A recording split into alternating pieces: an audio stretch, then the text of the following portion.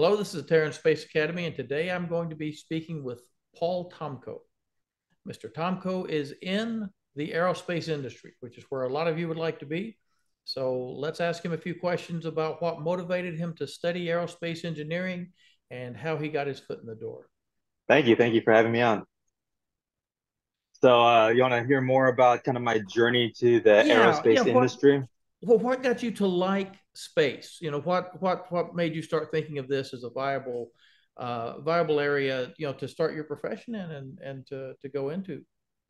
Yeah, I mean, to go way back, my dad was in the Air Force. So, growing up in the Air Force family, going to attend, air shows and watching jets flying. So, my first love was actually on the aeronautics side and jet fighters and, being in the library in elementary school, reading about the, SR-71 Blackbird, which seems to be almost everyone's favorite plane. How can I not be? Yeah. So so that was my dream from, elementary school to be an aerospace engineering, really aeronautical engineering at that time. And I went to University of Washington and I entered the aeronautics and astronautics major. But again, during that time, my passion was really more on the airplane side. We had a low speed undergraduate run wind tunnel on campus. So I had the honor of working at that wind tunnel for 4 years, pretty much my entire time that I was an undergrad. And we were doing tons of aeronautics testing. Again, that was my passion. So we had, various customers in here. We had NASA, Air Force Research Labs, Boeing, plus all of the more non-traditional wind tunnel tests that were not aircraft related, including, Nike speed skaters that were in like, racing configurations, testing new helmets, or bicycle racers. We had tents in there, solar panels, wind turbines, anything that has to deal with the forces and moments that are applied in the real world. Anyone that's going fast, they're, dealing with those forces. They want to get some real data before they, brought their product to market or before they went to their next big race. So it was really cool. Um, and then my first main job uh, after graduating with my aeronautics degree was actually at the NRO. So the NRO is kind of the organization that the U.S. has all of their engineers or program managers that are overseeing the satellite developments that support the government. So that could be DoD, military, all the different big satellites that are going up. That's where a lot of the technical team sits that oversees those programs. So I got sent there, and to be honest, it was a bit of a shock for me because I had applied to a different program, and that's kind of where I ended up. And my passion being the the airplane side of things and the air breathing side of things. At first, just learning about satellites and everything, it was a great experience. Just working for big government programs, you learn a ton. And just being the government customer, you got to go out and visit a lot of the subcontractors because, as you know, the government's not building anything itself. They just have the money, the funding, and they'd be paying large government contractors and they'd have their subcontractors. So I was just reviewing all of those, traveling a lot and just really learning a lot. I ended up stepping away from the space industry for about 5 years, doing a lot of other different industries, from real estate to, helping a friend start a Chinese language academy, all these other things. Wow. Be- because at that time, the way that the government was working and these are the early days of SpaceX still, where SpaceX wasn't an option to launch our satellites, right? We were just going with ULA and they had a monopoly there. So there wasn't a ton of innovation in the world that I was living in and seeing every day. So at that time, I wanted to do some other things and just try some other industries. I came back to the space industry, and that's where we met, Joe, about 3 to 4 years ago when I was looking to get back into the space industry, and I found your channel when I was, still a couple hundred subscribers, and that's really been my journey back. And I'm happy to talk about how I've gone back into the space industry and kind of like my newfound passion for the space industry because it's really been a really exciting, you know, several years in the space industry. Like things are changing quickly, and it's definitely not the old days anymore. Well, what's the difference that you see, and how did you get restarted? Yeah. So again, the big difference I saw was SpaceX was leading the charge. They were the ones that went out there and said, "Hey, we're going to do things differently," even though they had a ton of pressure from, I mean, you name it, from different sides of the aisle and the government and large corporations that were trying to crush them. But they ultimately succeeded, in winning huge government contracts from NASA and other agencies to do launch vehicles, and then the Dragon capsules, right, starting with the commercial or the cargo resupply missions, and then commercial crew. So they're really the tip of the spear with the change that I got to enjoy, and a lot of people have gotten to enjoy in the space industry. And that's really this higher risk tolerance, this ability to start a concept and try to do things faster and cheaper than the government or these larger legacy players can do it. And they're able to take on more risk. And you see this evolution in NASA and a lot of these government agencies that are willing to take more risk now, because it's like, man, if we were to do this ourselves, it would cost billions of dollars. These companies are saying that they can do it for tens of millions or hundreds of millions of dollars, orders of magnitude cheaper. And yeah, there's higher risk, but we see this, evolution where they're accepting this risk and they're trying these things. So that's led to a whole new wave of these new, you call it the new space startups, all these companies that are building Earth observation satellites initially, and reentry satellites and systems, doing IoT, internet. I mean, there's so many different applications now that are really exciting. And it's still really the early days. I mean, it's hard to tell that right now because it seems like it's been going on for the last few years, but we are still in the early days of this new space, industry that's being formed. And being someone that has the aerospace degree and working for some of those more traditional, government contractors, and then seeing all the opportunities now and being able to work in these fun, ambitious startups that are moving quickly, breaking things, learning, growing, failing, but then it's super exciting. But yeah, there's a lot of opportunity. You just got to find your way of getting into your dream job and your dream position. How did you find that first position coming back? It seems to me that a lot of people have trouble getting that first start. Most of the companies say, well, have you worked in the aerospace industry? And you say, well, not yet. They say, well, we're looking for people with experience, which by that criteria, you'll never get experience. So how did you get that first entry? Yeah, so I would put really people in three different categories here that's going to be looking at this question. One is going to be your new graduates out of college that are still really young in their careers. And the biggest recommendation for them is really you have to get hands-on experience when you're in the university setting. It's not good enough anymore to just have a college degree with a good GPA. Like that is not even that important compared to having hands-on relevant experience working on hardware, actually being technically smart. Now, of course, there's going to be, a wide range of different, um, job functions in any kind of aerospace company. So I'm talking more about the engineers, the program managers, the electrical, the computer science, the business development. If you're doing any of those, you have to get hands-on experience as much as possible. Um, and luckily, universities have clubs. They have tools. Normally, it's the clubs that are doing the rocketry club or the Cube Satellite Club. They have Hyperloop clubs. They have all these clubs now that back when I was in school, they had a couple. One was called Design, Build, Fly that was put on by the AIAA. But that was really your only option. You didn't have all these other clubs that they have now. And my recommendation is put even more emphasis in those clubs than you put in your, at least have a balance. But like, I would say it's even more important to get that hands-on experience in those clubs, really dive into learning those skills, try to step into leadership positions. Imagine yourself being in an interview for, SpaceX or Rocket Lab or any of these new, you know, companies that are really pushing the envelope. In those interviews, they're going to want to know exactly what you did to solve problems, how you solved it, what your thinking was.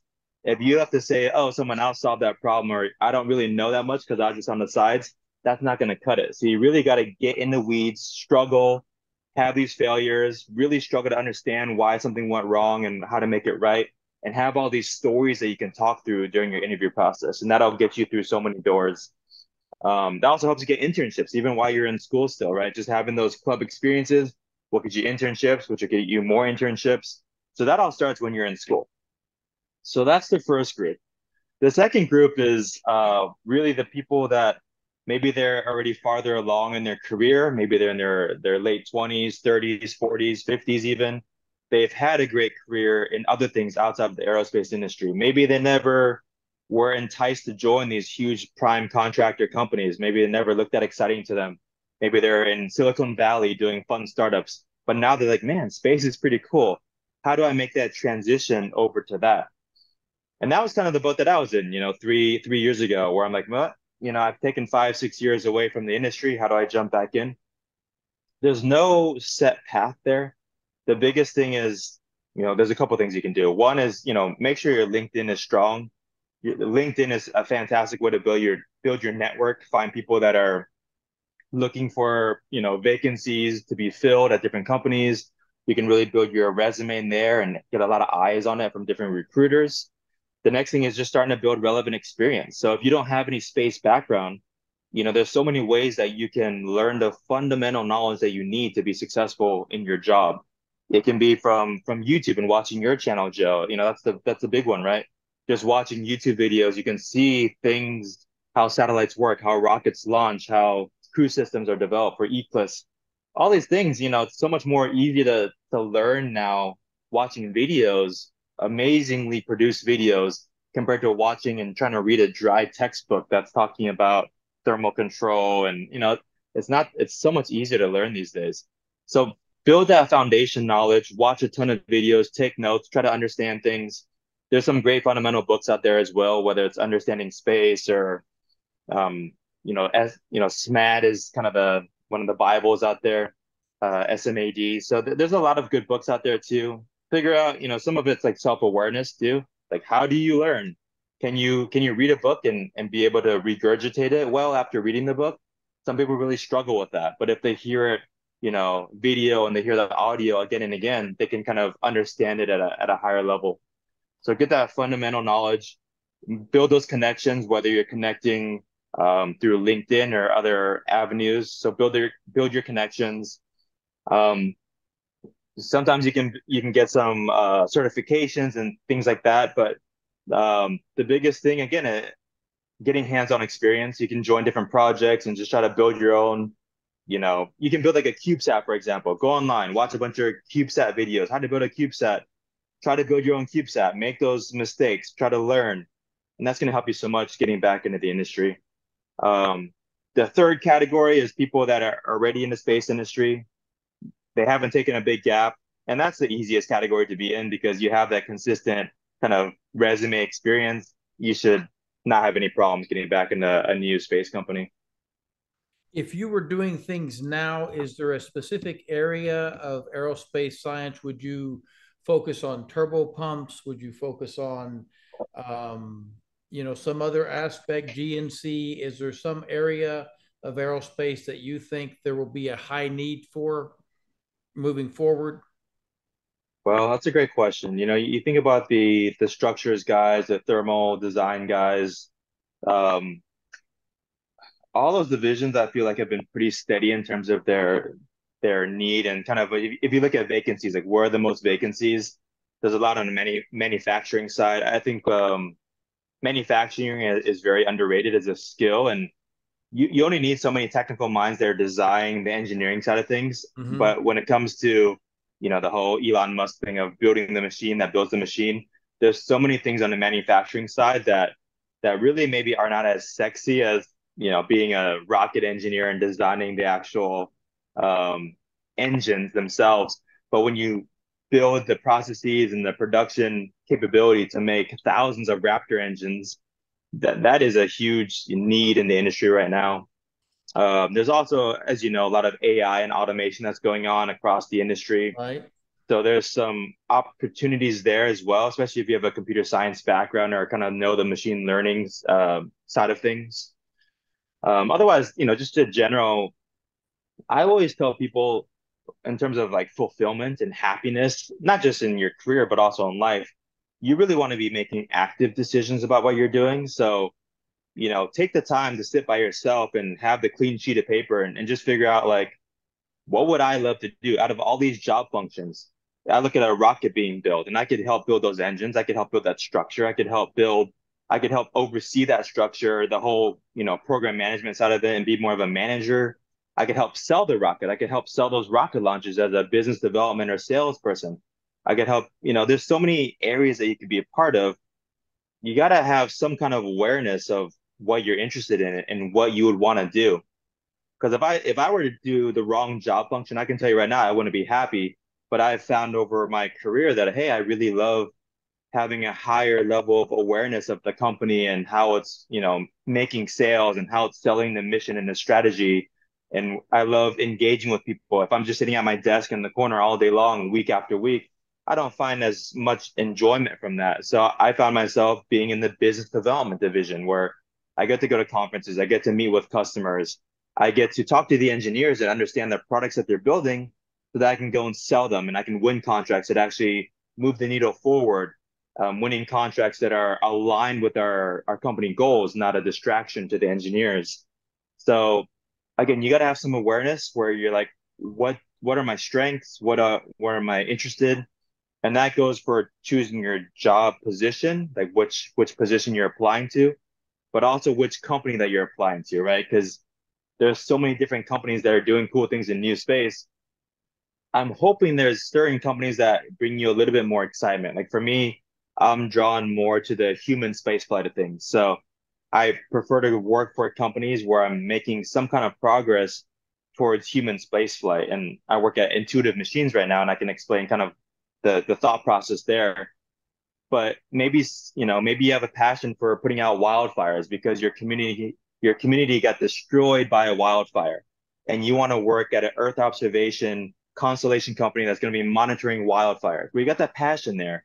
Use that passion. Be aware that you have that passion there, and find a company that's doing that because you're going to work so much more effectively when you have that passion there. I see. I see. So now in the aerospace industry, we often think of, as you say, designing the rocket, but it takes many, many more people to build it and actually do in material science and just, manufacturing and assembly line and all that processes. And then you have build, sell, and operate. And Mm-hmm. the operational side is huge. And Mm-hmm. there's lots of operation managers and stuff like that where your knowledge of aerospace engineering lets you relate to all these different aspects, right? Because it would be very hard if you're going out and selling contracts. It's very hard if you don't understand the fundamental basics of how the machines work. At the same time, you also have to have additional skills, right? Because you can be an eccentric and somewhat cranky person and be in design, but you can't be in sales and be that type of person, right? Mm-hmm. So when when you were looking at the different companies you've worked for, what attracted you to each company? What did you feel like they were going to be able to teach you that you could take on and move forward with? Yeah, well, I'll tell a little bit of my story the last few years, but I also want to reiterate that everyone's path to finding their dream job in their dream position is going to be their own unique path. There are millions, billions of different paths to get to your dream job and your dream position. So don't feel so fixated on like I have to take this certain path. I need to get this job, this company. I need to get it this year. Like there are so many ways to get there. And sometimes you don't even know which path to take. So it's like just follow your heart. You try something and go down that path. And when you get down that road, as far as you can see right now, when you get down there, then you can see further, right? So for me, I was just trying to figure out how do I get involved in the human space flight of things. I had this, 5 to 6 year gap from working at an aerospace company. I had to kind of solve that gap because I found out during interviews that they didn't really like that gap. They were like, what were you doing there in the last 5 or 6 years? I know you're doing sales and real estate, but it was actually a weakness for me. And I'm like, man, like I didn't realize I was going to go back to the new space industry, and I didn't know it was going to hurt me that much by having that gap. So one of the first things I did was just trying to get some kind of relevant experience. I knew I loved human spaceflight. So if you love human spaceflight, one of the easiest things you can do to get involved in that world is to join space analog missions. And that's what I did. It was during early COVID. a space. So an analog mission is anything that represents a real world, scenario, and you're doing an analog, like a representation of that real world scenario. So a space analog mission is doing a space mission simulation, that you're really simulating and trying to work through some of the processes and the, you know, environments and emergency scenarios and all these different things that would apply to a real space mission. So the first one I signed up for was actually at high seas in Hawaii, off the Big Island, off Oh, the volcano Mauna Loa, and right, right. that was a Martian space analog mission. So we Got were you. essentially pretending to be on Mars. It was a contract through NASA Goddard was the partner there, and there was a atrium. There's a dome up on the volcano of Mauna Loa. I was a member of a six-person team, and we all had different roles and responsibilities on that team, from the commanders to the XO to the different engineering officers, science officer. And it was a 2 week mission where we're in isolation in that facility, and you're really just simulating being on Mars as best as you can. So all the food that you're eating is all freeze dried food. You have very Wow. limited portions and quantities for water as well. We only had a certain amount of water allowance for the entire mission. Anytime that you're going outside of your habitat, you have to wear an extravehicular activity mock-up spacesuit, so an EVA suit. And there's different types of uh, kind of suits that we put on. We have these backpacks on that had like a sort of a ventilation system that would simulate having power or oxygen for 3 hours, right? Our backpacks had batteries that would last for 3 hours. We would have these modified motorcycle helmets that use comm systems so we could talk to each other. It was great. It was fantastic, and we got to climb in lava tubes in our EVA suits, and Wow. we'd go off for 2 to 3 hours climbing in these different lava tubes and taking measurements and photos and different things, and come back and debrief, and we have mission reports we have to write up and send them to the Wow. commander. um, it was great. So that was one I did. From once you're in that community, I did a couple more missions in Poland at a facility called Lunares, and that was in the small town of Piła, Poland, and that was a lunar simulation. So that was at an old World War II airport, and they had these old MiG hangars where they used to have aircraft stored in these hangars. And there's these reinforced bunkers that were reinforced to prevent, during World War II, if there was a Right. nuclear strike and there's the whole radiation fallout, like how could you protect your fighters? So this is a super intense bunker that was built, and there was a hangar, and it was, the hangar was now vacated. There's no more MiGs in there, but it was a large area where they turned that into a lunar surface habitat simulation. So they had, tons and tons of gravel and sand and rocks and different kind of regolith-like materials put in there, and different habitats were built. And an atrium was built on the side of that, and different modules. So I did a couple missions out there. And again, like, was this the right first step for me to get back into the space industry? Arguably not. Like, arguably, I could have just found some kind of company that would have hired me and gotten my feet wet that way. But for me, I was like, well, this is an easy way to gain more hands-on experience with human spaceflight, and that's the route that I went. And just like being in that world, I started to meet a lot of people. Like, who are your team members going to be on a space analog mission? Well, it turns out a lot of people that are in the space industry, right? So I started making these connections of people that were in the habitat or that had been to the habitat. Before you know it, I had an opportunity to join a company that was an Earth observation satellite company in Poland. But those same guys that worked at that company also had friends at the habitat. So, again, who your connections is one of the most important things to finding your next job opportunities. So I could have just gone back to the US at that point and applied to different US jobs. But I had this opportunity to join this European company that was building Earth observation satellites. And for me, I like to make my life sometimes as creative and fun as possible, have exciting chapters of my life. So I'm like, I have the chance right now to live in Europe for a bit, to learn how Europe and Poland does space technology. My background's in the US. Why not just see where this goes? And I can always go back home if I need to. So I started my first full-time job at a Polish Earth observation satellite company, and I was leading their business development division, reporting up to their chief revenue officer. So I wasn't the lead sales guy, but I was also helping on the program management side of things as well, reporting to the CRO, the Chief Revenue Officer, and the CTO, the Chief Technology Officer. I see. Worked there for about a year. From there, I knew I wanted to go back to the US. The US, out of all the countries in the world, the US is still the most ambitious space sector in the world. Arguably with China, but Yeah. yeah, that's another story. But the US is definitely pushing it. So in terms of the amount of job opportunities that I could apply to, the US has so many more opportunities.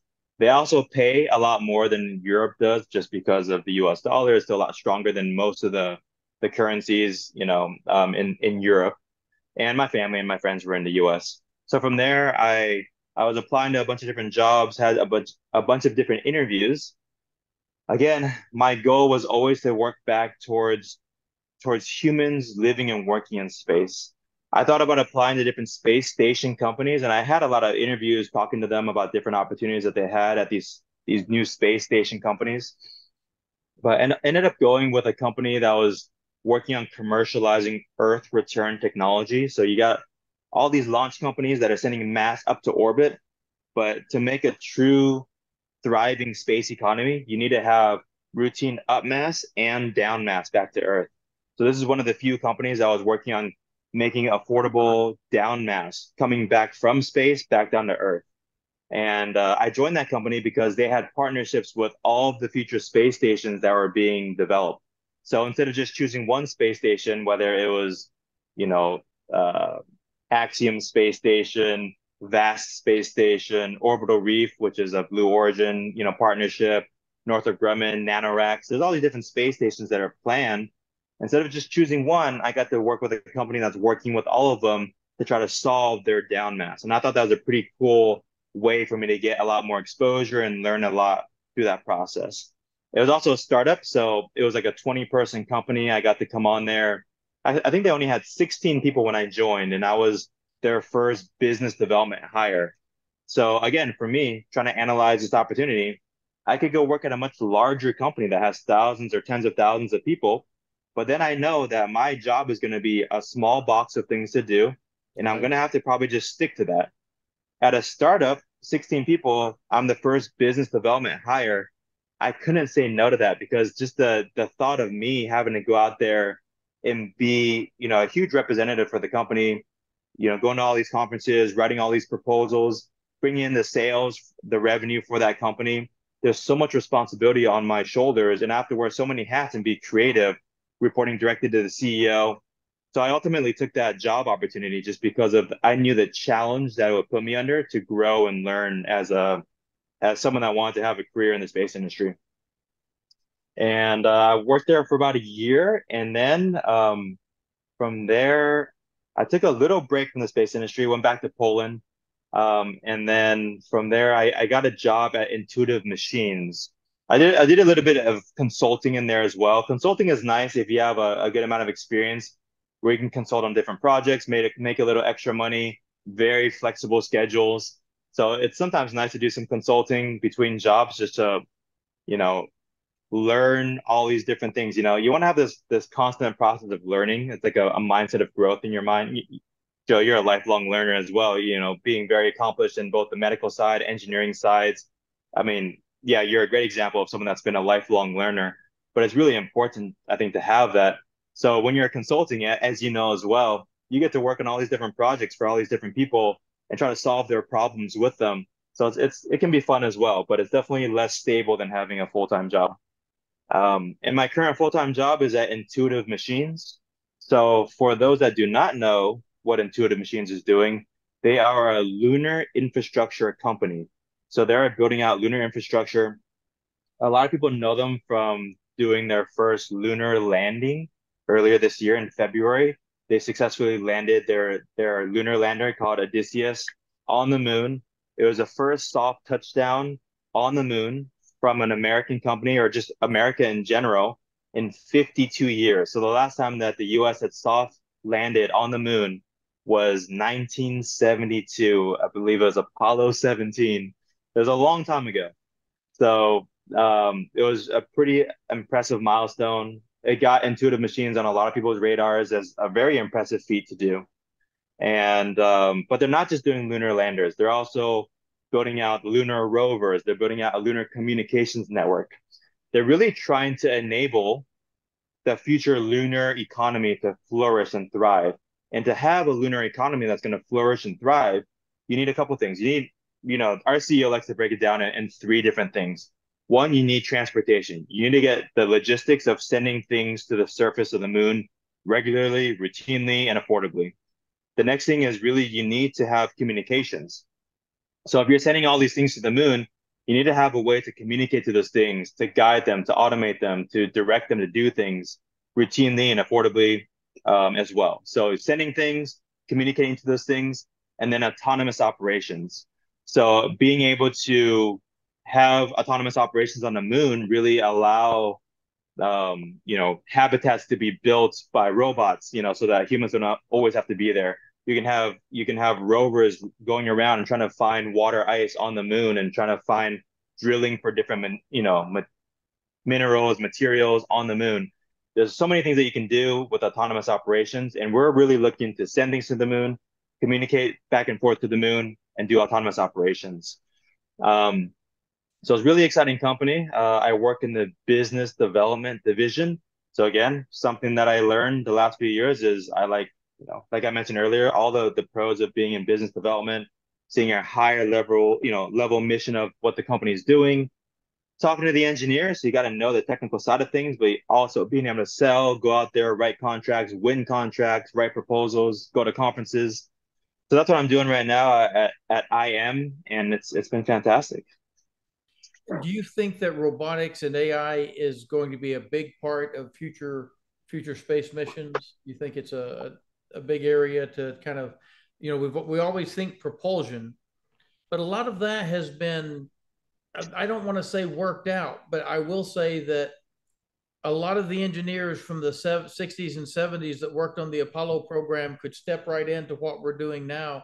I mean, a Super Draco engine or a Draco engine, the hypergolics, they're no different than what we use to land on the moon, to take off from the moon for RCS. Now, you guys used methane to land on the moon with your first lander. You used cryogenic methane and oxygen.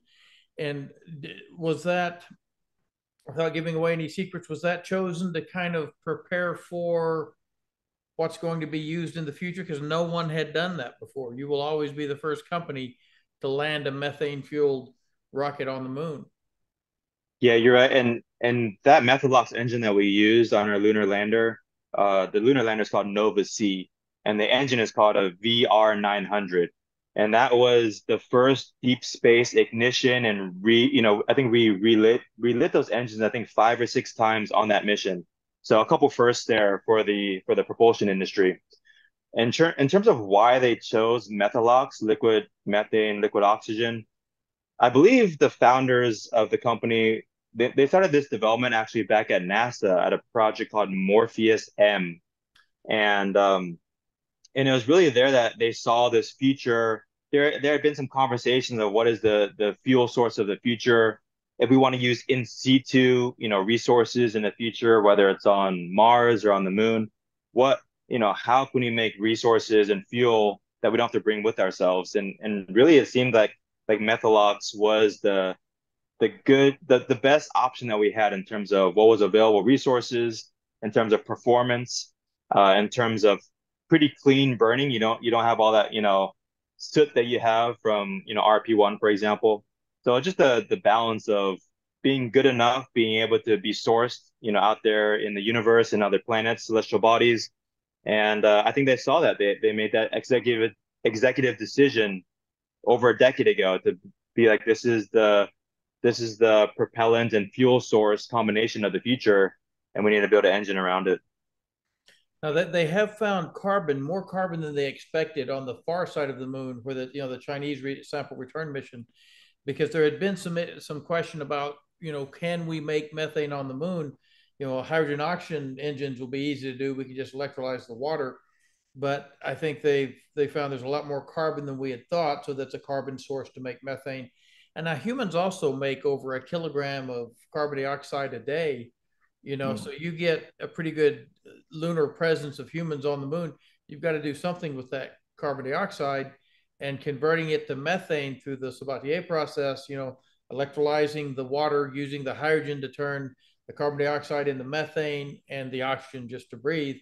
You end up with humans being a part of the production cycle of your propellant and all that. You get 1,000 people up there, that's a ton of carbon dioxide a day, and you can make some pretty good methane from that.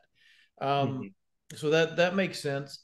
Now, when a lot of systems have crashed on the moon, a lot of very competent people and companies have developed landers and nations, and they've ended up crashing on the moon. The Bereshit lander by the Israelis, the one of the Japanese landers, landed on its side, and I know yours tipped a little bit, but still operated. Do you think that there is an issue with trying to stand up on the bottom of the swimming pool is much harder than standing up outside in normal gravity Mm-hmm. because you can sense and not tip? Do you think the lower gravity, we can't really test on Earth exactly to the same as what we will experience on the moon? You can put a tether and take some of the weight off, right? And I Mm-hmm. think Morpheus might have done that. They might have had a tether on it. But when you do that, you're also pulling it back in line with that tether. Mm-hmm. Whereas when you're landing on the moon, you won't have that, and things will be different. Do you think that's part of the difficulty, or is it just that it's so far away you don't have immediate control? You've got autonomous systems trying to adjust and land these things. Yeah, there's a couple of things that really make this more difficult, and I'm not gonna, pretend I'm an expert in the kind of control and operating in a in the cislunar space, but just at a high level, when you're operating in the cislunar environment, you don't really have the GPS network to lean on in terms of your timing and positioning. So you have to find creative ways, whether it's like kind of the Doppler effect of, trying to find your position against other relative bodies that you can find your position against, or, there are ways to boost the GPS signal a little bit to get some kind of signal from them as well. But just getting creative with ways to actually guide yourself when you're out that far. We were able to actually build what's called it's a lunar data network. So we have a bunch of radio astronomy dishes on Earth that are 18 meters and above, and there's like a dozen of them that we have as part of our almost like a DSN, like a deep space network, but our own version of it. And we were able to use that as a way to communicate to Odysseus as it was going to the moon. And and a lot of companies just don't really have that ability. They have to maybe rely on the DSN, and the DSN is a great network, but there's very limited bandwidth in terms of, you might have 30 minutes here or 15 minutes there, and you might try to quickly course correct and make sure that you know where you are, and then you might have tens of hours of silence where you don't know where exactly that you are, so you're propagating your error and relying on star trackers and other things to hopefully know where you're going. So there's that aspect. And then also, when you're actually coming down for your landing, you have, different options there in terms of laser rangefinders, or you're using, relative, terrain relative navigation. TRN is a big one as well. A lot of companies just don't have the deep experience to know exactly how to use those effectively. And I tell you, at Intuitive Machines, we have arguably the best experts in terms of terrain relative navigation and learning how to land in the cislunar environment in the world. A lot of them come from NASA. They have amazing experience. Our former CTO, now he's a chief growth officer, Dr. Tim Crane, is one of the leads on that effort. But they have a ton of experience from NASA and working on various projects. And they just knew what to do. And our mission wasn't perfect. Like you said, it kind of tipped over a little bit, but it goes even beyond that. If you watch the press conferences, you'll learn that there were a lot of anomalies that occurred during that mission as well. Someone had forgotten to remove kind of like a remove before flight pin that was supposed to Right. activate the laser rangefinder. So as we were coming in from LLO, or low lunar orbit, down for our approach to land, they realized on that last kind of orbit, hey, like Dr. Crane, you're not going to have that laser rangefinder working. And luckily we had some NASA payloads on there that had some kind of, I don't know if it was terrain relative navigation or what kind of exact payload, but they're able to tie into those and use those and feed that information back into the onboard computer and readjust the algorithms and use that extra data that wasn't even, facing down. It was kind of facing to the side, but it gave them enough awareness of a landing ellipse and coming down that they were still able to land autonomously. It wasn't ideal. The landing ellipse was larger than preferred. Maybe the actual angle of landing was a little bit off, but it still worked. And we're really looking forward to our next flight. It's going to be coming probably January of next year. It's still the date's still kind of moving around. And just having, the laser rangefinder and all the tools that we should have had on the first flight, having those readily available to us, I think we're really excited to have a smaller landing ellipse, and probably our goal is to nail the landing. So really excited for that next mission. Well, I'm really impressed by the ability to do that. It's sort of an Apollo 13 thing where you completely repurpose something that no one had anticipated that would be necessary. Yet you Hmm. look at what you've got and say, how can we still get this done with what we've got? And Hmm. even if it's pointed this way and it's just scanning the side, at least at that angle where something is, like Yeah. reaching around in the dark, getting any sort of a location helps. Um, now the I've always wondered why they don't have little nails on the wall where you have to hang all the pull before flight things so they all hang up and everybody looks at it and says, yes, they're all there. But that's one of the things they do in the Air Force when I was in ICBM command. They have checklists, and you double check and triple check. And that's one thing with the Virgin Galactic flight. The guy reached up and pulled back the boom release. And I'm thinking, Mm, first there should be a pin you have to remove, and before you mm, remove the pin you should be saying, you know mach mach 1.2, and the other guy should say confirm. hmm, That's what you would do in the Air Force. Now maybe he's flying the thing and he doesn't have time to confirm, but there should be a verbalization where you mm, hear yourself saying things. And because that ended tragically. You guys were able to save your flight. Now you've got another lander, and now that you guys have succeeded, you're going to be kind of the go-to company for someone who wants to get their lander there. Now, is the next one? Is it an Intuitive Machines lander that might land with a mass simulator rather than a rover, or is that a different project? No, so that's a company called Astrobotic. They they had a Peregrine, the name was Peregrine Lander, that was attempting to land on the moon earlier this year in January, actually just ahead of our Odysseus lander. And they had an anomaly shortly after separation from their launch vehicle that prevented them from even doing a landing attempt. They had to circle back and burn up in the atmosphere on their way back. That's So right. they never even had a chance to try to land. They have their next larger lander that's called Griffin. And Griffin was slated to fly at the end of this year, I believe, and they were slated to land the Viper rover, Right. which has been in progress since I think 2018. Um, and yeah, as almost $1 billion overall cost to that thing. I think the rover itself is a $500 million rover in terms of how much NASA's put into it. And they paid Astrobotic, I think, over $300 million to land it. Um, and yeah, a NASA decision came out, whether it was budget related or capability related. There's a lot of discussions there of what actually goes on and why they made that decision. But they decided to pull that Viper rover off of that Griffin lander, and it's hard to tell exactly why they did that. But just as an outsider looking in, Astrobotic wasn't successful on their first landing attempt with Peregrine. It didn't even get very far. So, being at NASA headquarters, looking at that doesn't give you a ton of confidence into the company's ability. And then the fact that they're going from that early failure to a larger lander that's also unproven. The Viper rover is super important to the science community and for setting the foundation of the Artemis, all the plans that we have for Artemis. And And the Viper is incredibly capable in terms of drilling, real drilling for water ice and moving to a lot of different sites around and sending that data back and getting a ton of really important data. Some of our early lander missions, this Nova C, this smaller lander that we started with our first early missions, it can only bring about 130 kilograms of payload to the surface of the moon.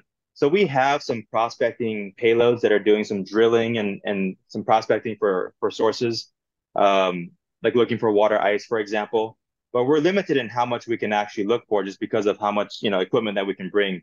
Viper is a 500 kilogram rover, and it is very, very capable.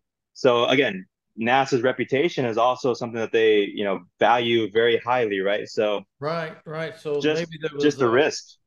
yeah, maybe Yeah. there were a couple of factors there. I had heard that they had kind of exhausted their funding for Viper and they couldn't, you know, the the way the laws are written, they have to have more funding reapportioned or they can't spend something else for it. And I was thinking that seems now that when you describe it that way, that makes perfect sense. If you've got a $500 million rover and it's very important that it land, you probably want to land at least once to prove you've got that part down before you land. Secondly, now how so the if the rover is 500 kilograms and they're looking at landing that much mass, how much mass is Intuitive Machines looking at landing on their next one? So we have so there's another program at NASA called the Lunar. I'm gonna get this wrong. It's called CLIPS. Hold on. Commercial Commercial Lunar. Lunar Payload Services. Yeah, Yes. CLIPS. So many acronyms. So through that program, Intuitive Machines has won 3 lunar landings so far. So we did the first one, that was successful. We have 2 more that are coming, and they always have these CLIPS opportunities. So we're always, submitting proposals and bids to try to get more of those. But so we have 3 landing attempts for our smaller lander, the Nova C, that can bring 130 kilograms to the lunar surface. We've done one of those. We got 2 more. So one early next year and another one towards the end of 2025. From there, we might do another commercial Nova C landing as well. But our plan is to move to Nova D, and Nova D is our much larger lander, and that's capable of bringing up to 1,500 kilograms to the lunar surface. So, we're talking 11 times more than our current lander is able to bring. And we could even scale it up a little bit more, but just to be conservative, we're saying 1,500 kilograms. And that is the rover. The Nova D is what we plan to, if NASA allows us to, because we've demonstrated our interest. We're responding to an RFI that they sent out to the community that says, hey, tell us how you're capable of landing this Viper rover. And NASA doesn't want to pay any more money. They want to, whatever they've done, this is all you get for the most part. So they want companies to tell NASA, how are you going to land our rover? How can you show us that we can trust you? And how are you going to pay for this somehow to actually fund this and make this happen? So, Got you. Got you. Now, yeah. 1,500 kilograms is 3,300 pounds. You're looking at something the size of a GMC Yukon or, a Cybertruck. You could land something really big with that much. Yeah. Yeah, so the plan is to land the rover, the Viper rover, and then we still have about 1,000 kilograms or so of excess payload capacity. And our plan is to use that excess payload capacity to hopefully, make at least a break even, if not a profitable mission. Obviously, the goal is always profitability on each mission that we fly, but just finding different commercial or international partners and universities to partner with there to build up, enough revenue that we can fly that mission, fly it for NASA, get that really important data for our Artemis program, but also, not be losing a ton of money either as Intuitive Machines. Right, right. One of the things I've been wanting to see, besides just landing a nice telescope on the far side, I want someone to land on the far side a lander that fires rockets that spool out wires, conductive wires, to make a giant radio telescope, Mm. right? So maybe 12 of these fire out and make a radial pattern, maybe 2, 3 kilometers out, however far you could get, that you could carry that much wire. And then on the far side, where you're blocked from the Earth's radio noise, you would have this incredible radio telescope, bigger than anything on Earth and isolated from any interference from Earth. So Hmm. I think that would be a neat thing to land. Hmm. Yeah, Now, there's definitely some discussions of different payloads on the far side, and that's something that we haven't been able to master yet, and China has. So it's you gotta tip their hat to the Chinese space program and what they've done over 20 years of focus on lunar. That's always been their plan for over 20 years, going to the moon, putting a base there, sending astronauts there. And to their credit, they are executing effectively that plan. I agree, and I think one of the, of course, necessary items for their success is to have something in that L2 orbit, in that halo orbit, where they can continually communicate from Earth, because you can directly control, you can drive a rover on the moon from Earth. I mean, the Soviets did it back in the 60s and 70s with the Lunokhod. So that's one of the advantages of exploring the moon as opposed to Mars. You can have direct control of things, Mhm. but not on the far side unless you've got a relay satellite to send signals back. Now, Intuitive Machines is kind of a transportation company, lunar transportation company, where you're saying, you bring us the payload and we will, here's what we can get to the moon. Now, 1,500 kilograms is pretty good. That's quite a bit of mass to be landing there. So there's a lot that could be done with that. Um, what do you think is the next most vital kind of component of lunar infrastructure that needs to start being developed? Is it habitats? Is it rovers? Is it the suits? Because we still don't have moon suits, really. Mhm. Yeah, so you're right in saying that Intuitive Machines is a lunar transportation company so far, but we always tell ourselves, or we, talk about being a lunar infrastructure company, or really, an end-to-end solution for living and operating on the moon. So we have the lunar landers, we have more lunar landers coming, we have larger lunar landers coming. We also have, like I mentioned, the LDN, the Lunar Data Network. So that's it's both a combination of the ground stations, the radio astronomy dishes that we have contracted throughout the world, and also we have planned, lunar data satellites that are going to be orbiting that allow us to have the end-to-end communications link on the near side, far side, in the poles, anywhere that we go. So we have plans on all of that already in motion to make that happen. And then on top of that, there's also the big LTVS, the Lunar Terrain Vehicle contract out of NASA that I think they appropriated $4.6 billion over the next 10 to 15 years on that program. And that's another big component of the Artemis program where they're trying to find a mobility solution because they look at the Apollo missions and look at the last couple of Apollo missions where they had that rover that they're able to the dune buggy. I forgot what they called it, the moon buggy. Um, Yes. but how much more ground they're able to cover and how much more science they're able to cover by having that. So the lunar terrain vehicle contract is huge for us as well, and we're in a small down select already from we won a phase one contract for the LT for the L hold on lunar terrain vehicle LTV. There's so many acronyms too. LTV.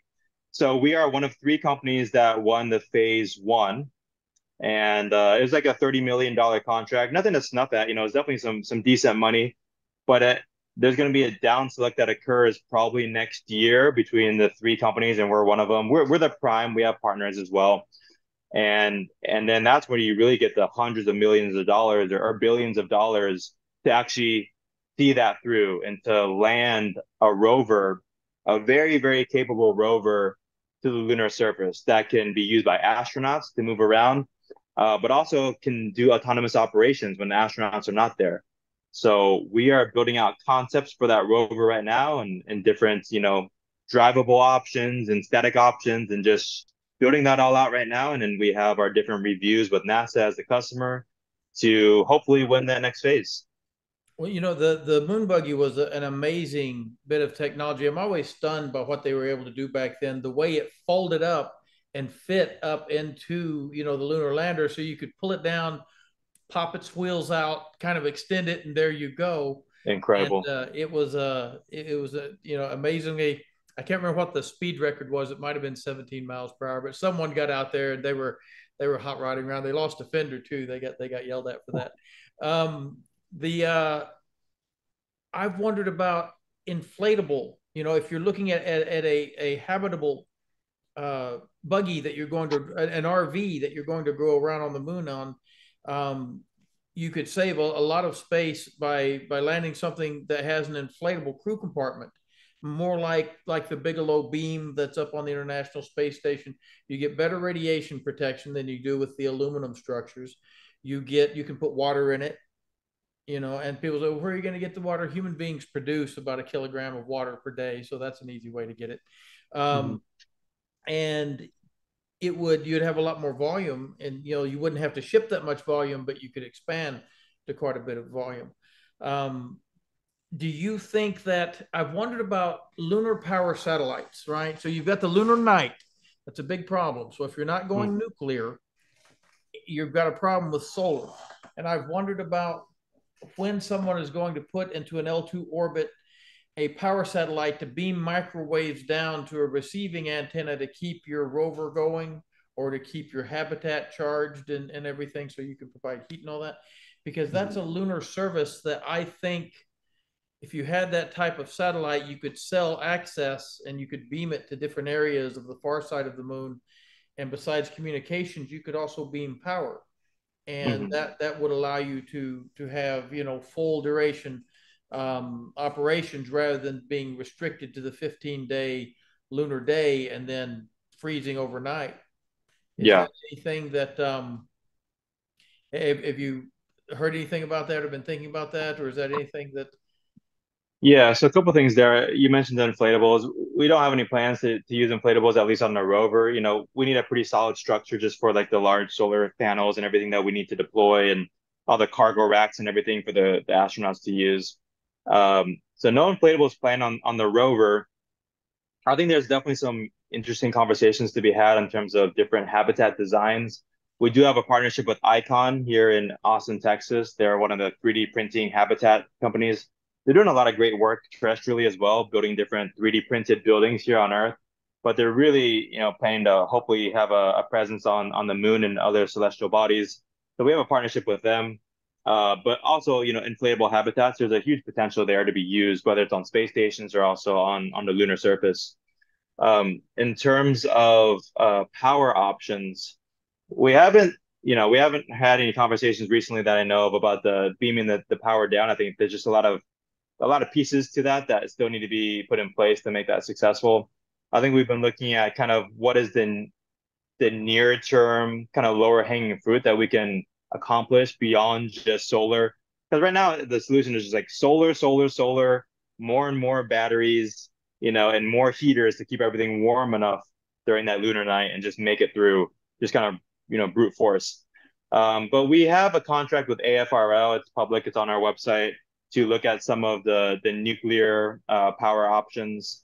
Um, our current contract is for jets and low power, so it's like a low power type of a solution. But there's also like the nuclear reactor and the much larger contracts that people have won, and they're looking at developing that technology as well. I think there's a lot of promise there, and you would know probably better than I in terms of all the different, flavors of the nuclear tech that's being developed right now.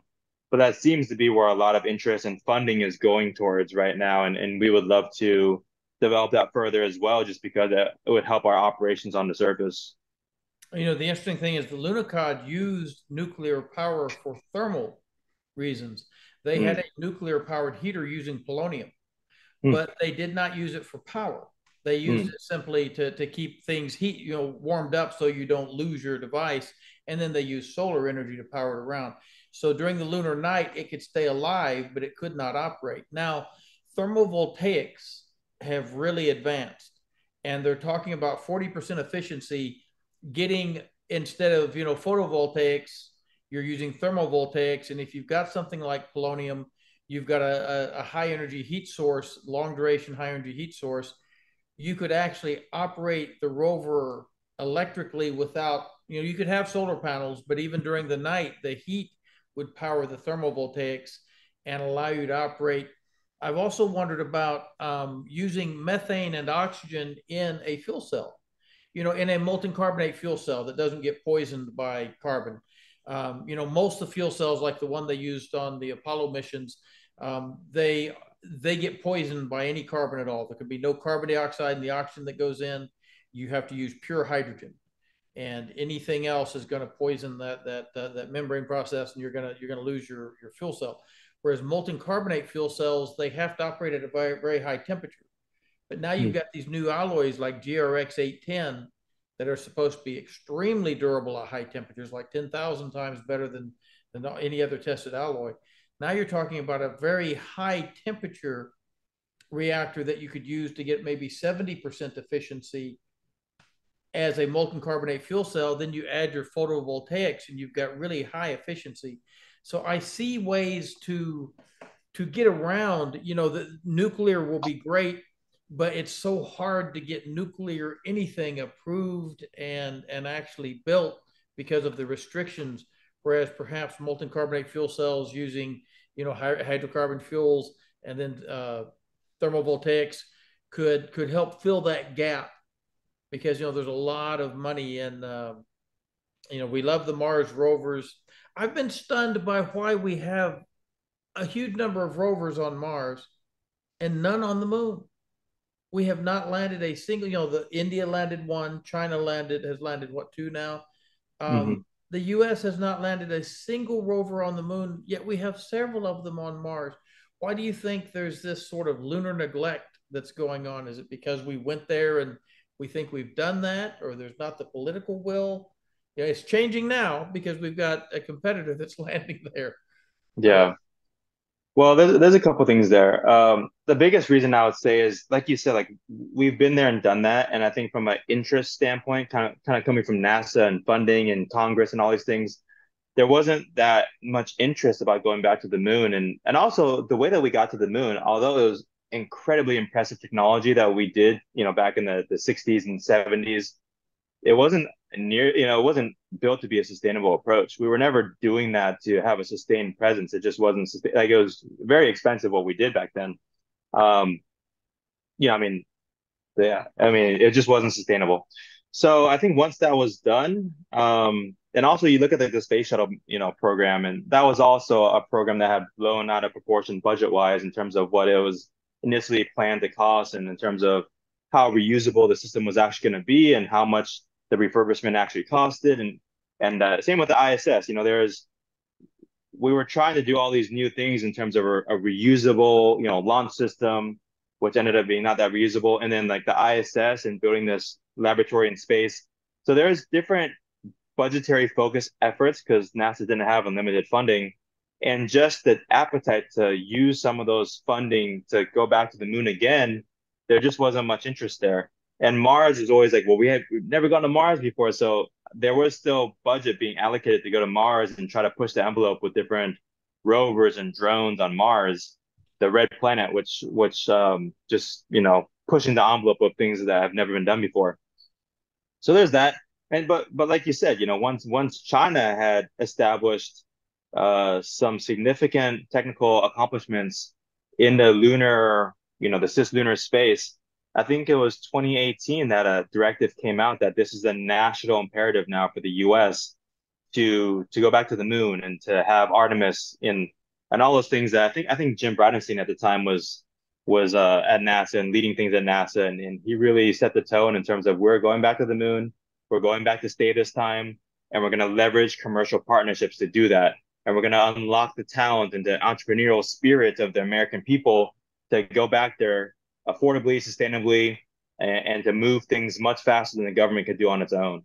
So that's the effort that Intuitive Machines is. We're the tip of the spear there. We are the squadron commander. We are first in line there to make it happen. Um, and now that we are going back to the moon, it is interesting looking at going back to the moon and going to Mars, because going to the moon is a very tricky problem. Again, talking about why it's been difficult for some of these countries and companies to do it.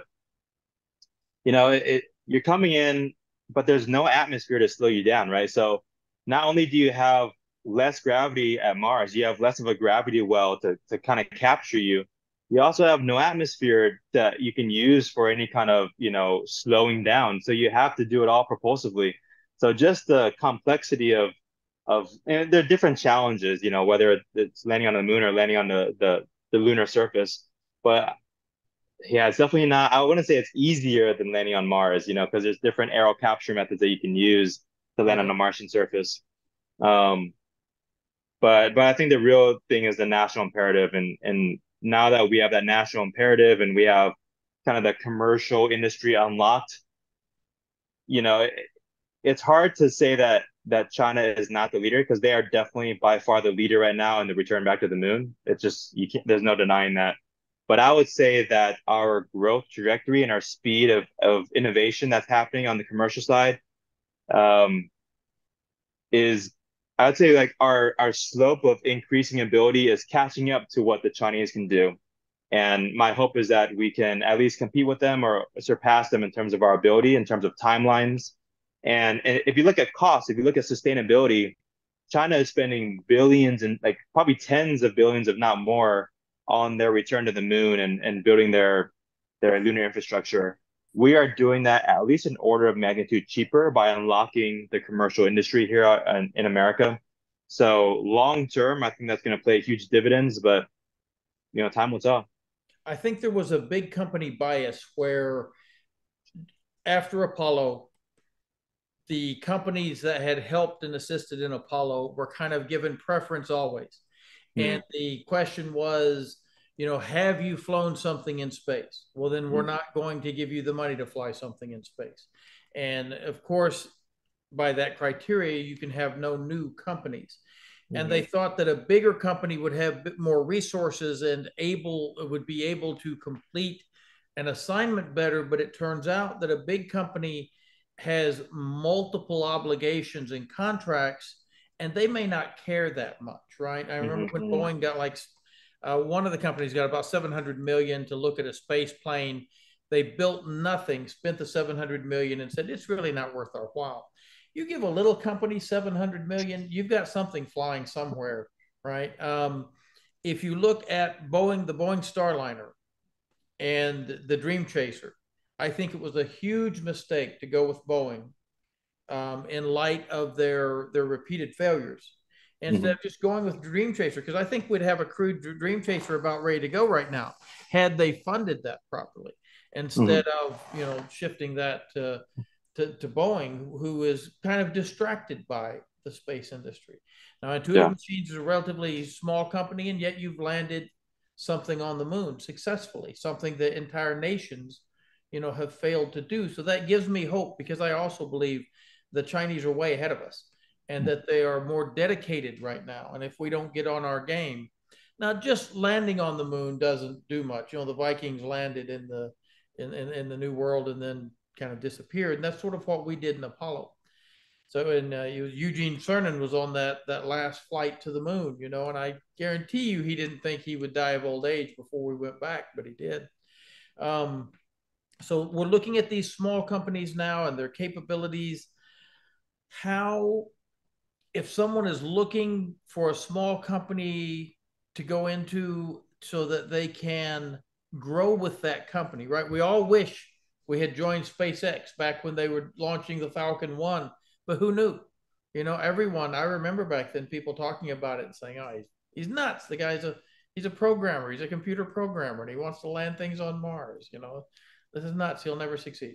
Yet now we've got starships starting to fly. Now, there's another problem with Artemis is that some of the tanks were not welded properly, and you've got problems there. You've got some problems with some of the New Glenn has had some problems with their, um, with their hardware. They've had some anomalies, some damage that's been done. Do you think that we're too disorganized right now to really compete with China? Because they're serious. They're not playing around. This isn't something that one one thing that dictatorships are effective at, and I don't mean to hurt the feelings of anyone from China, but is actually setting a large goal and getting it accomplished, because they don't have to worry about political issues as much as a democracy does. Um, do you think that if you were going to look at the space industry and you were going to go in a direction, would it be these lunar transportation companies and lunar infrastructure companies where you think there's the potential to grow? And at some point, you want to retire on the moon, right? You want to be 80 years old. You won't fall and break a hip on the moon. Under Yeah. that gravity, you can still do push-ups and pull-ups. Um, if someone were starting out, now you've been in the industry for a while and you're where you are now. If someone were starting today, what would you advise them? Well, there's a couple things. One, it goes back to, being self-aware of where your interests lie and going down that road, like I mentioned earlier. Um, I do believe that the lunar economy is not a matter of if but when. And I think that lunar economy will be built out before the Martian economy does. But I think the Martian economy, I mean, I'm the forever optimist, but I think the Martian economy will be built out soon after the lunar economy. And that sounds crazy to say, but I don't see anyone stopping the wave that SpaceX started. And there's so many founders that they were early employees at SpaceX or even Blue Origin, but SpaceX has been really the biggest, contributor to this. Early employees have now left and they're founders of new companies that are doing amazing things. And you mentioned the Blue Origin and Boeing and are we organized enough to compete with China? I would just say there's a big difference between different companies, and it comes from culture, it comes from leadership. Leadership is a big one, and who's in charge of the different programs and the culture that they bring, and the standards that they instill in a company in terms of whether it's quality assurance to taking complete ownership of things or whatever the case may be. Some companies tend to have very, very high standards, and that starts from even their hiring process. It is so hard to get in certain companies, but they're doing it right. They are pushing people um, in the interview process to demonstrate their ability and to show me how you've done something that was impressive yourself. Tell me about problems that you have solved yourself. And they're finding they're going through the huge sea of people in America and these different countries, and they're trying to sort through all of them and finding the ones that are actually the movers and shakers, the ones that are dedicated to the mission, that take ownership for their actions, and the ones that have failed so many times, but through those failures they learned a lot, right?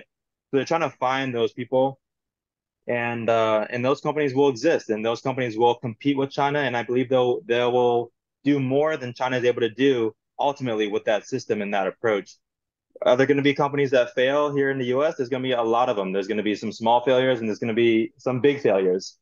But there's also this natural evolution that occurs where you have Boeing used to be a aggressive, ambitious young startup as well, right? All these Right. primes did, but through consolidation and decades and management coming in top that are not the Elon Musk, but more of just the finance guys that are just trying to maximize numbers.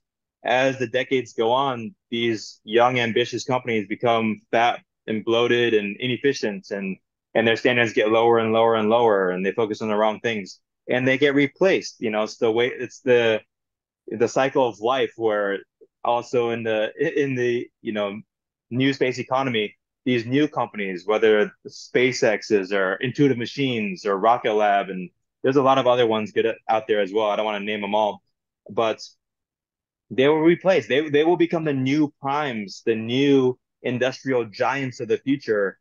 And who knows, maybe 100 or 200 years from now, maybe SpaceX will also evolve into a loaded machine that loses on innovation, and new companies will overtake it. But I do like our model in America, and having this entrepreneurial spirit in terms of just making it happen, moving fast. And if you're successful, you should be getting more contracts. You should be rewarded for being successful, merit-based, awards. And ultimately, I think we'll be successful.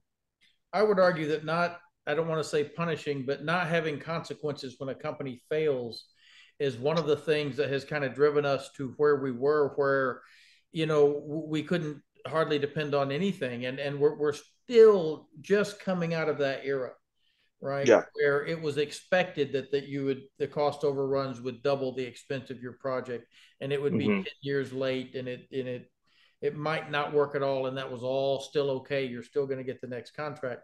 And I think that's what SpaceX broke the door open when they sued, because usually everyone said it is, when he sued, they said this is it. He will never get another contract. But actually, there were a lot of people in government and NASA and the military who was saying, yes, please give us another option because we want it. Right. So I would like to see 5 or 6 companies competing for landing your mass on the moon and saying, hey, we can do it for, we can do it for $1,500 per kilogram and whatever. So I'm very motivated by relativity space, Rocket Lab, and I just read an interesting article about the CEO of Rocket Lab was escorted off NASA property because he wanted to see things, he wanted to learn, and they're like, no, you're from New Zealand. No, they escorted him off, and he's like, I'll build my own rocket company. I love stuff like that. I love stuff like Yeah. that. Would you agree that having any job in the space industry is a start, as opposed to insisting on the job? Perhaps you want to work in propulsion, but you're going to be on the assembly line putting together Raptor 3s. I would argue that it's better. It's better to be serving drinks in the SpaceX bar than it is to be doing, anything else non-space related if your goal is the space industry, because you've got to get to know people and people have got to get to know you. Yeah. And then the other thing you said was hands-on experience. Build something, right?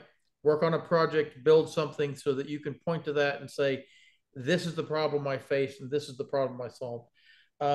Material science, I think, was a very valuable thing, still is, um, for people to go into. Are there any other areas where you say this is going to be a big need? GNC, is there something else where you say this is going to be a big area, so this is something that people might want to look at in case their skills align with that? Yeah. Well, yeah, I think I mentioned some of the things on like the nuclear power. So I think there's a lot of innovation that can happen still there on just finding new ways to power. Like energy is king, right? And the more sources of energy that occur, part of that innovation will happen, terrestrially. So as the whole electric vehicle, front was moving forward, new compositions of batteries and chemistries were unlocked that then flowed back into the space industry and allowed for new missions to be and a lot more EP to be used on satellites that previously weren't even capable because the batteries were just too big and too Right. clunky to be used. So there's a lot of kind of cross-breeding of innovation that will flow into the space industry. In terms of your question of is any job kind of too small? I think there's a couple things there. One is you got to be strategic. Like you will not get to your dream job in your dream position if you just take random jobs. You have to be strategic. You have to have the forethought of this is what I want. Go online, find your dream companies, find your dream positions, copy all those requirements that they have listed in those positions and copy them into your choice of, Word document, Google Doc, and start looking at all the things, all the skills that are required, and just start checking out those skills one at a time. Some of those skills you can just do on your own, getting certifications and licenses. Some of them you need to get a job somewhere to learn that, CAD program or that thermal analysis program or whatever the software is. Find a company that you can work at and get that skill and just be very, systematic about it, about your approach. If you have a dream company, uh, I would mostly agree with what you said. I don't know if necessarily serving drinks at SpaceX will help you Yeah. get, yeah, but the concept is right. Like you can start as a technician at SpaceX, become a really good technician, and that'll make you a fantastic engineer. If you're assembling Raptor engines and then now you go to designing Raptor engines, you're gonna have intelligence and nuance in your understanding of how that Raptor is manufactured. That's gonna make you a much more effective engineer. If you then go on to become a leader or a program manager or director at SpaceX overseeing their Raptor development, you have all these engineering and technician skills that make you so effective at your job and being able to walk the assembly line and call out, bullshit as it's happening on the assembly line. This is not correct. I've done it before, and I know what's right and what's wrong. So there's so many ways to get to where you want to go, but if you don't know where you want to go, you're never going to get there because no one's going to give you your dream job or your dream position unless you actively seek it and build the skills that you need to make it happen. Excellent, excellent. Well, thank you so much for your time, and I hope we can have you on and have you start creating some content for the channel and everything. I know that's been a partial interest of yours, and I hope you get. I know you're busy, but I hope you get the opportunity to do that. I would love to see what you can produce. Yeah, it would be fun to do a collab sometime, Joe. And yeah, I've talked about doing YouTube, and there's some great YouTubers out there, and it's just a matter of balancing the work-life balance of being a full-time, aerospace professional. And but if you're not making content these days, I think you're also at a disadvantage. So definitely something I look forward to potentially doing, and maybe posting some stuff for Terran Space Academy. That'd be awesome. Excellent. Thank you so much, and we've taken up a chunk of your Saturday, but we appreciate you. Appreciate what you're doing here at Terran Space Academy as well. Like I said, I found this channel when you had hundreds of subscribers, right? And now you're well beyond 30,000 subscribers. And I've learned so much from your channel. And your channel is just a representation of all these great channels that have been built over the last several years that are really helping educate the future workforce of America so that we can compete and do well. So thank you so much for what you're doing as well. Oh, thank you. I really appreciate that. Well, you have a wonderful weekend and have some time with the loved ones and everything. And we appreciate you again. Thank you. You do. Thank you. Bye bye.